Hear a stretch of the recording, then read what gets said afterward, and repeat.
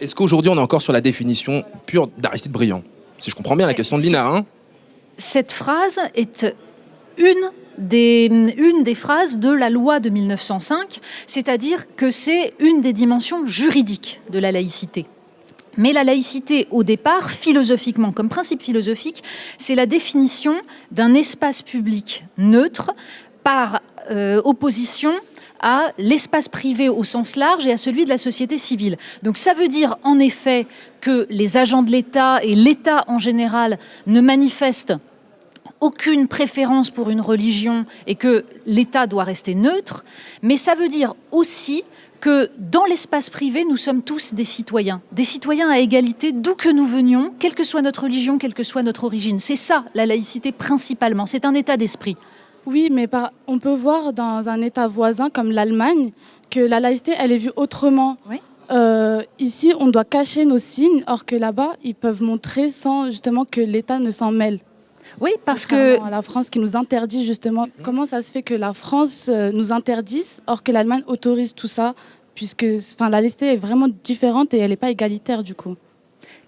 Alors, je laisserai la parole à Rokhaya, mais moi, je pense pas la même vision. Je pense pas que la France interdise justement l'expression religieuse.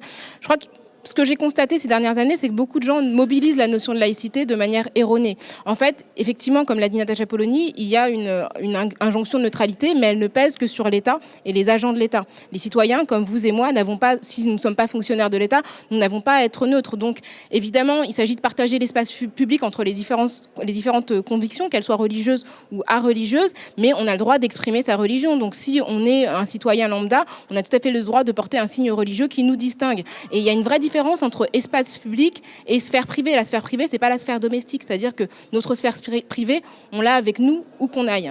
Au quotidien. Mais on pourrait juste ajouter une chose tout de même, qui est qu'il y a un espace spécifique qui est l'école.